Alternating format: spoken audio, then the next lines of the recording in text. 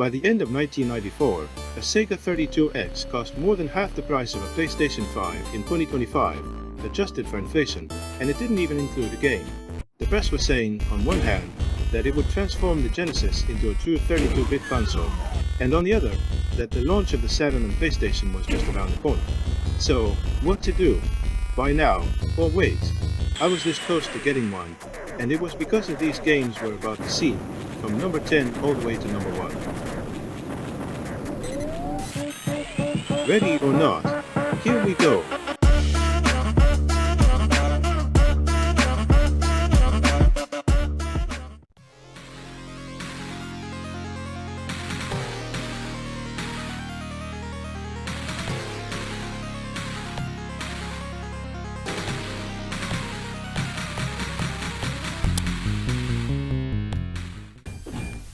We're starting off with a game that definitely isn't one of the system's best, but it was one of the titles that almost convinced me to buy a 32X.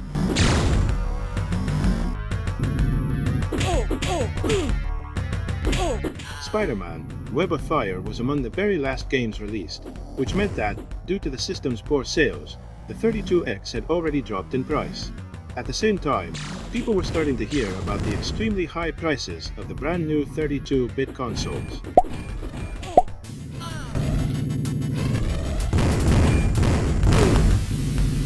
I absolutely loved the first Spider-Man game on the Genesis. It was one of the first games I ever owned, and I played it to death.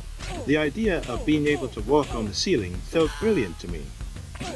This game was developed by Blue Sky, the same team that had just made Better Man for Genesis. In fact, the Spider-Man sprites here are also pre-rendered graphics.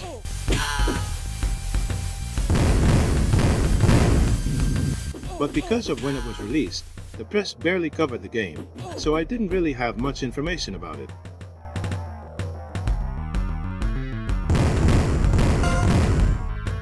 In the end, between the lower price of the add-on and the fact that this game really caught my attention, I was very tempted to pick up a 32X.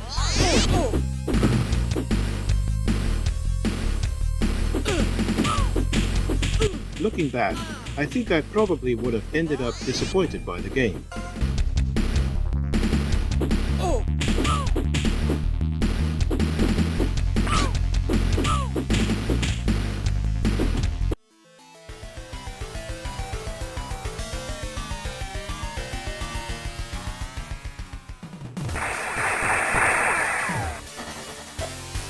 At first, we thought full-motion video games were the future, but in the end, it was 3D graphics that truly defined it, and that's why Metal Head felt like the future running right on your Genesis.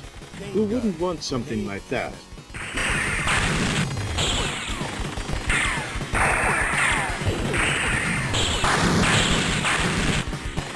One of the strongest arguments in favor of the 32X being a true 32-bit upgrade for the Genesis was that it could run 3D games. We had already seen Virtua Racing on Genesis thanks to the SVP chip, and Star Fox on the Super Nintendo with the FX chip. But even as a little kid, I noticed something different here. The polygons in this game somehow looked better. What I was seeing for the first time were textured polygons. Of course, what I didn't know back then was that a real 32-bit console would be able to do far more than this.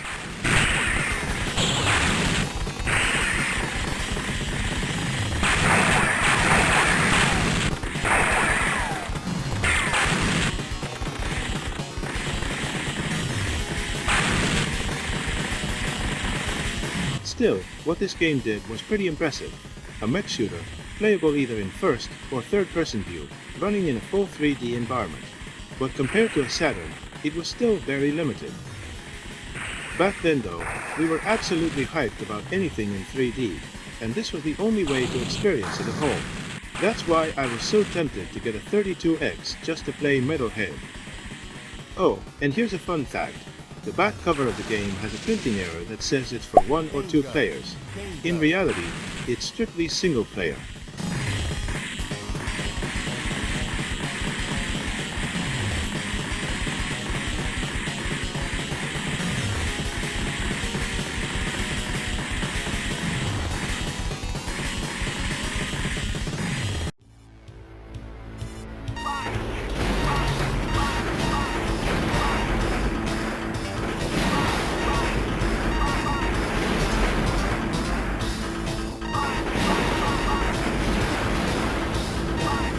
This would have been my biggest disappointment if I had actually spent the money on it. Not because Afterburner is a bad game. It's not. Maybe it's not the greatest shooter ever, but both graphically and gameplay-wise, it was pretty innovative for its time.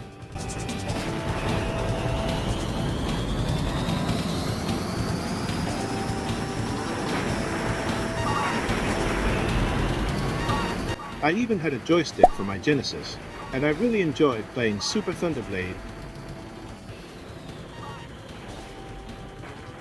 and Afterburner with it.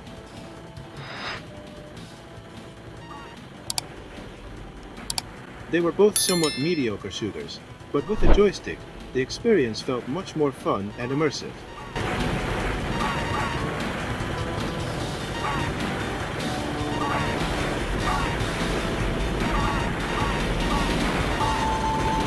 In the PAL region, this 32X release added the word complete to the title, and immediately I started asking myself questions. Afterburner complete? Wait, does that mean the Genesis version was incomplete? Do I need a 32X just to play the complete version? Well, luckily I managed to control my impulses, because in reality, this version is just slightly better graphically, and doesn't offer much more compared to the Genesis one.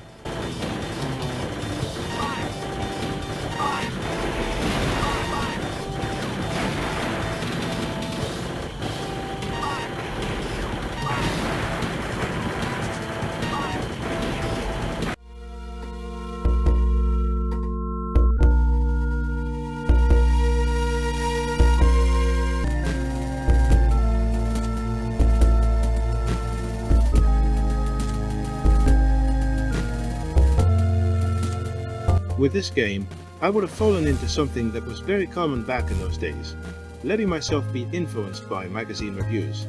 Colibri was released in 1995, and at that time deciding which game to buy usually came down to three things: the cover art, the back of the box, and video game magazines.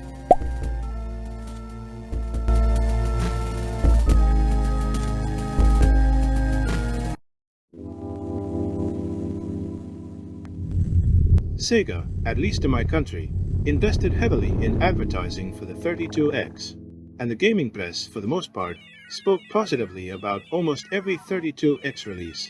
There weren't that many.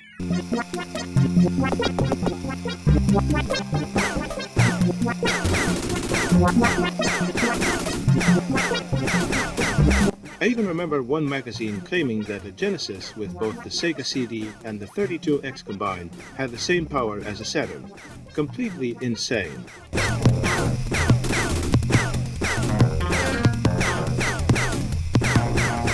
That marketing push, combined with screenshots showing off some pretty good graphics, plus the fact that it was developed by Novatrade, the same studio behind the two Echo the Dolphin games on Genesis, were all very strong arguments to make me want a 32X.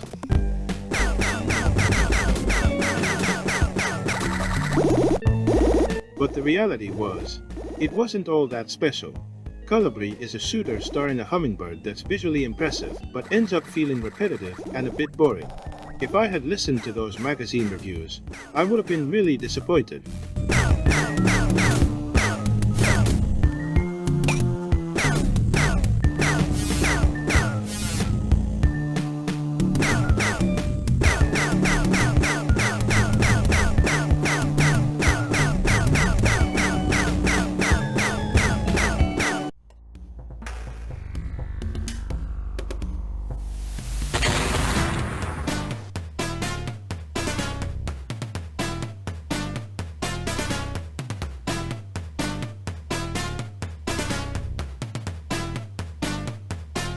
With the arrival of the 32-bit era, we were all expecting 3D graphics to take over, especially in fighting games. Round one, fight.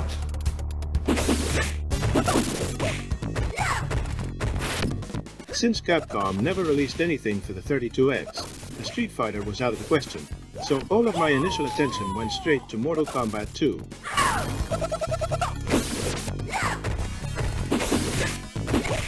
Marina wins. Round two, fight. The Genesis version was already such a solid arcade port that this one didn't really bring much more to the table. Probably the most noticeable difference was the slightly brighter colors.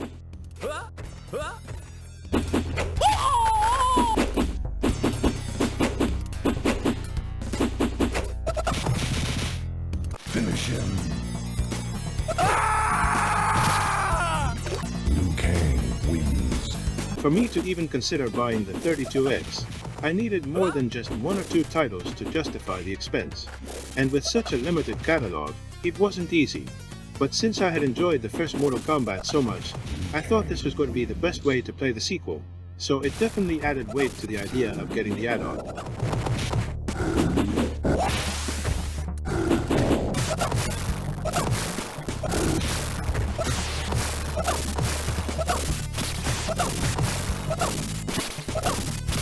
In reality, though, the smarter move was just to buy the Genesis version. You'd save a lot of money, and it was almost as good as this one. Now we're getting into the heavyweights of this ranking, the 5 games that really almost made me buy a 32X, and in my opinion, some of the very best on the system.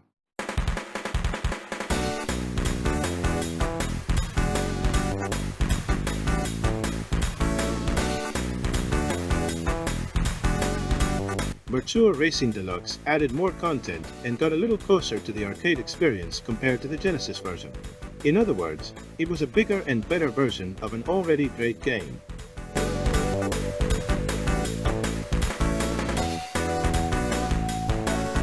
The graphics looked noticeably smoother thanks to running at 20 frames per second instead of Genesis 15.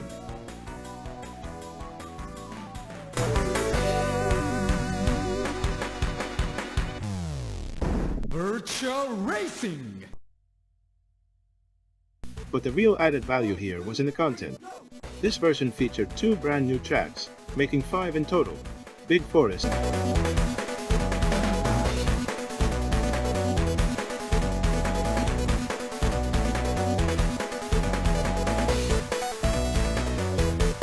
Bay Bridge,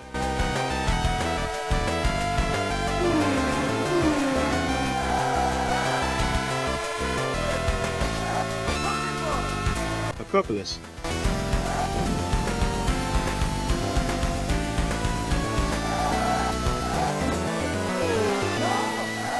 Highland,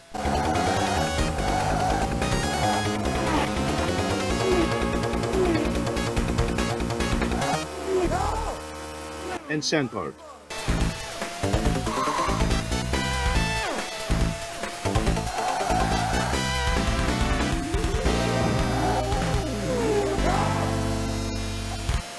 And on top of the classic Formula 1 car, it introduced 2 new vehicles, a looming-style race car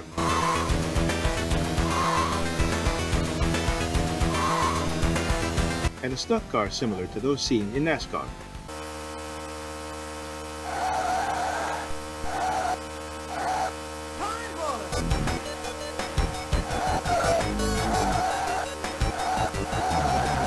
And this is exactly the reason why this game almost pushed me to buy a 32X. Let me explain. I had played Daytona USA in the arcade, and I absolutely loved it. I wanted to play it at home, and even though there were rumors about a 32X port of Daytona, can you imagine that? I honestly think it was impossible. In my mind, the closest thing was this Virtua Racing Deluxe with a NASCAR car. Honestly, that little detail nearly convinced me to get the 32X. And you know what? I don't think I would have been disappointed, because I would have enjoyed this game a lot.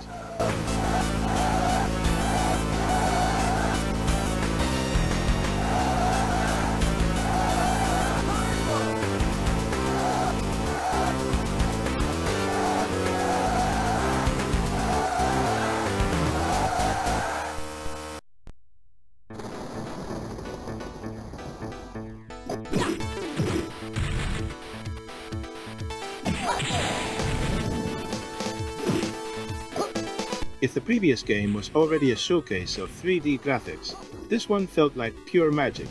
Seeing a cartridge with this label running on a Genesis, even if it required an add-on, was mind-blowing.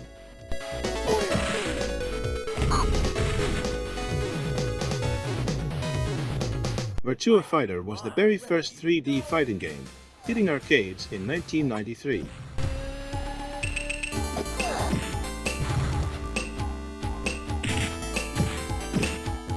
And while it was already a privilege to play arcade hits at home, being able to play this one on your Genesis through the 32X felt absolutely next level.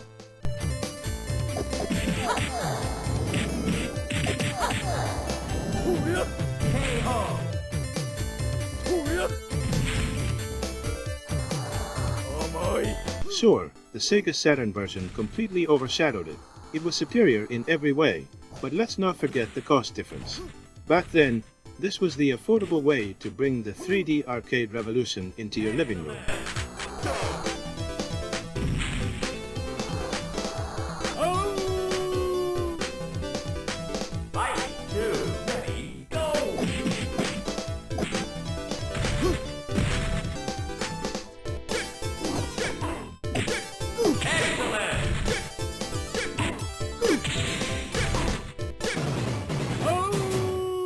Now, fighting games weren't exactly my favorite genre, but this one almost convinced me to get a 32X, not just to play it, but because it was a proof of what the hardware could do. It was like a promise of a future full of jaw-dropping 3D experiences.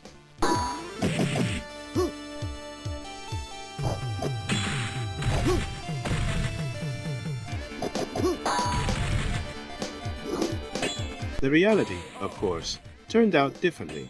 Virtua Fighter ended up being the high point of the 32X, since Sega quickly shifted its focus to the Saturn, even releasing an exclusive enhanced version called Virtua Fighter Remix. Sega was already pointing players towards the next generation, even if, in the end, that path didn't quite work out as planned. But that's another story.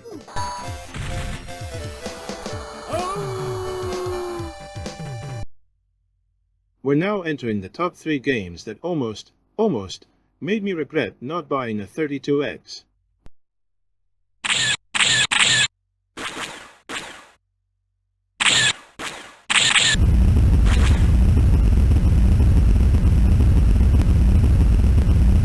I've always been a huge fan of the Star Wars movies, and of their video games as well. And compared to many other movie licensed titles, Star Wars games have usually been pretty solid.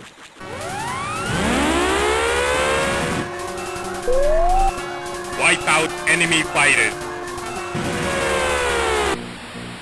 This Star Wars arcade, as the name suggests, was originally an arcade release. But since I never got to play the arcade version, when it came to the 32X, I honestly had no idea what to expect. What I discovered was a space combat shooter that put you right into those legendary battles from the films, rendered with polygonal graphics that were absolutely mind-blowing for the system.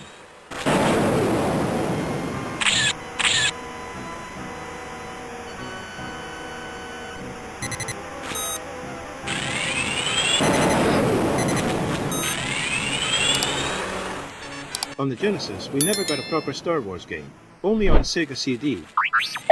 So even though I enjoyed the Super Nintendo trilogy, Super Star Wars, The Empire Strikes Back, and Return of the Jedi, I always felt Sega's 16-bit system was missing out. And here it was, the chance to play Star Wars on Sega hardware, but only if you owned a 32X. Watch it, you've got one on the tail!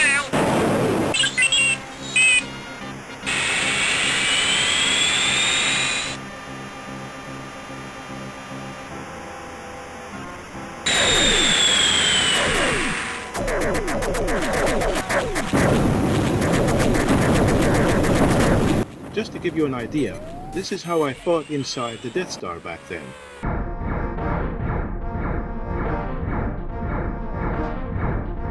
And this is how I could have done it on the 32X.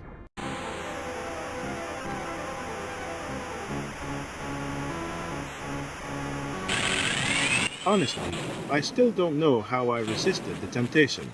This game alone almost sold me on the 32X.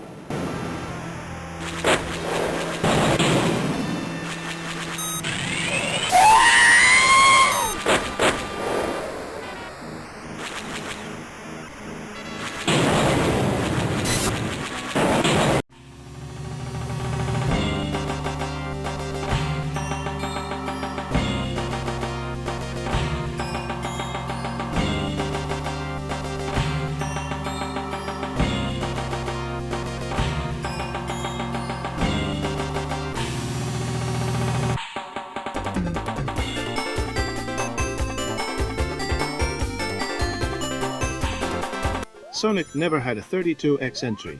The closest thing was this 32X exclusive, Knuckles Chaotix.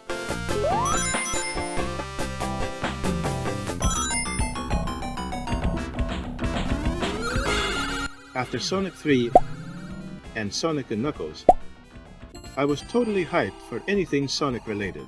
Being able to control Knuckles was one of the best additions in Sonic & Knuckles, so a whole game starring the Red Echidna felt like a dream. That's why this title ranked so high for me. Not so much because it's perfect, it's a bit rough, but because it made me desperately want a 32X.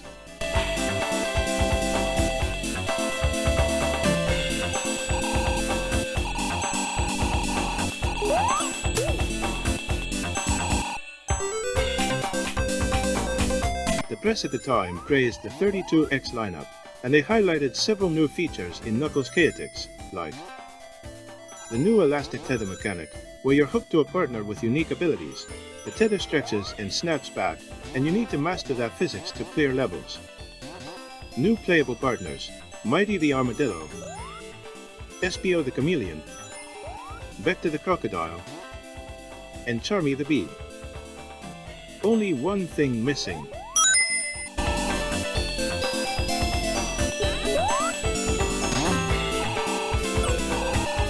Another typical Sonic novelty is the bonus stages.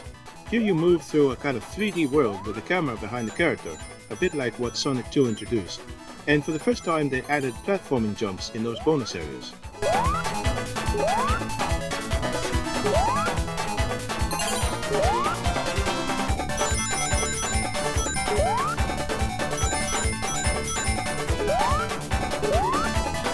Visually they're spectacular, but they do sacrifice speed. The bonus stages in Sonic CD, for example, feel much faster thanks to clever scaling.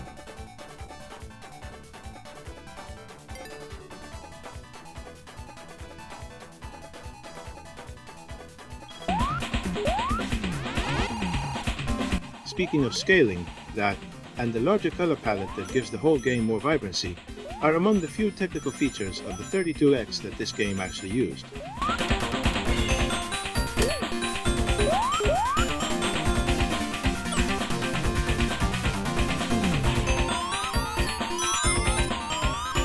While I was working on this part of the video, I realized something. Knuckles Chaotix was the last true 2D Sonic game until the glorious Sonic Mania. What a wait!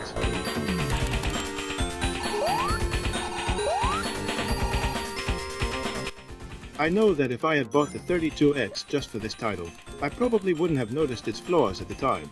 I loved Sonic too much. But for a mascot title that should have been a flagship, it wasn't as good as it needed to be.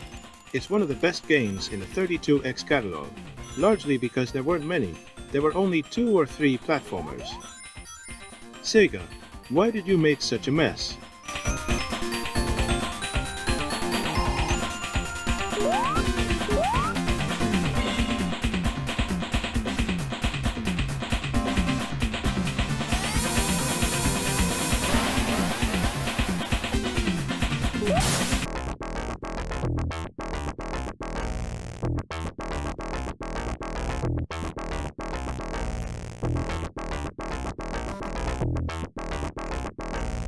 For us 16-bit console players, first-person shooters were almost alien. But one day, a friend showed me a game on his computer called Doom. And for me, it was a total revolution.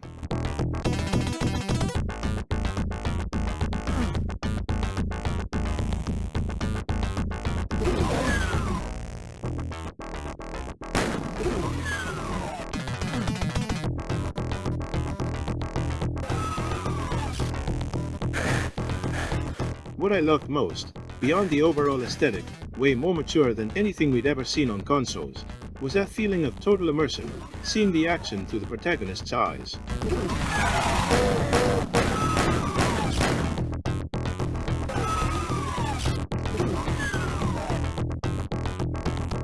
From the moment I tried Doom, I was desperate to find a similar experience on consoles. Of course, there wasn't one, but about a year later, Sega announced the 32X, and with it, Doom was coming to Genesis, a device that would let me play Doom in my own home on my Genesis. Shut up and take my money.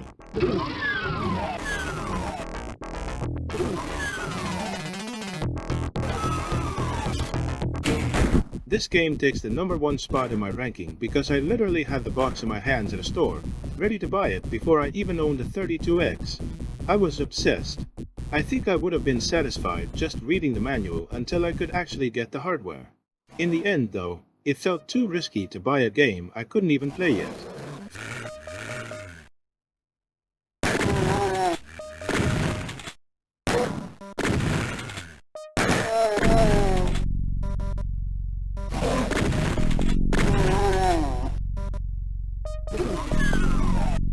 Fun fact, John Carmack actually based the 32X port of Doom on the Atari Jaguar version.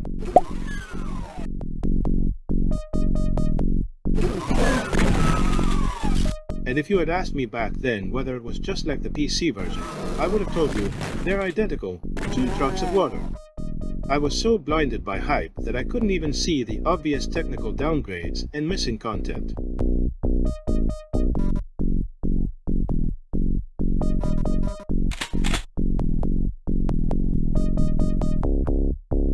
In the meantime, as I saved up and reconsidered my priorities, rumors started circulating about a Doom port for the Super Nintendo, a system I already owned.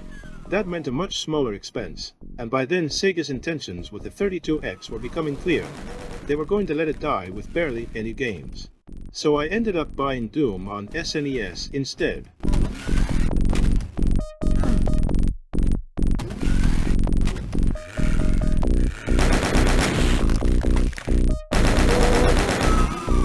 And that's the story of how I came this close to buying a 32X, but didn't.